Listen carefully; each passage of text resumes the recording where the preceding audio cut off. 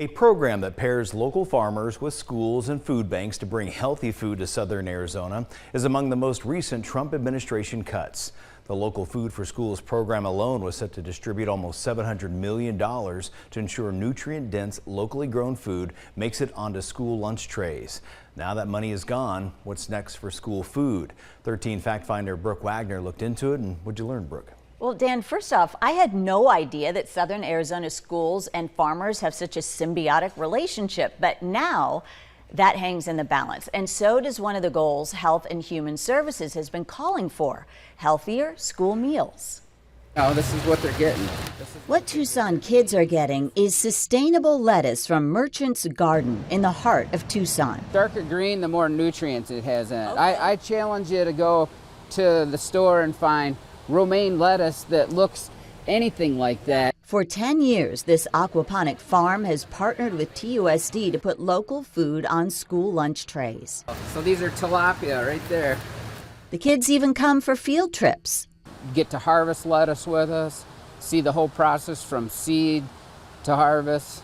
It's just amazing. The school's distribution center is a few hundred yards from the greenhouse, so freshly cut veggies are delivered to schools the same day.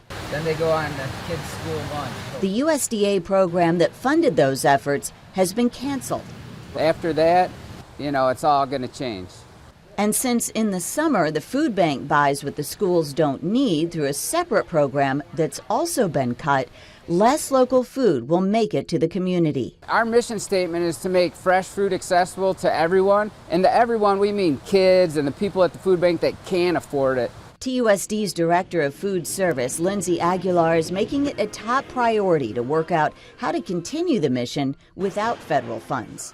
Not only does it support our local farms and our farming community, like you said, the quality is so much better. It's teaching kids about what produce products can be grown in Arizona, where it comes from.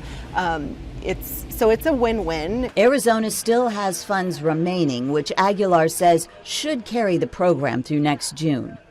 The funding sources being, depleted definitely put us, setbacks in terms of how are we going to continue all these wonderful efforts and progress that we've made. But we're also a resilient group of people. She's seen the enthusiasm from students and staff and says there's a reason local food is part of her mission.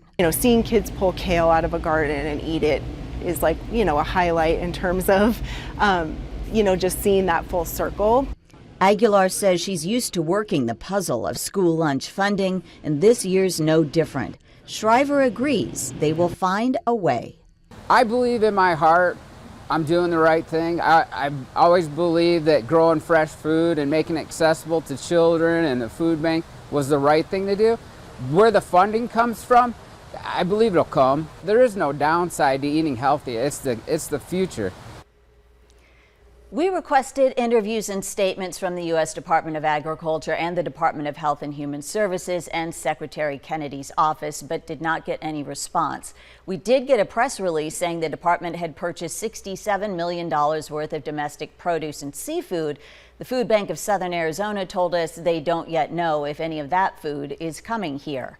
Families should know there is no impact on the summer food program through TUSD. No cuts to school lunch or breakfast. SNAP and Medicaid cuts do have the potential to have an impact, as we have mentioned on this show.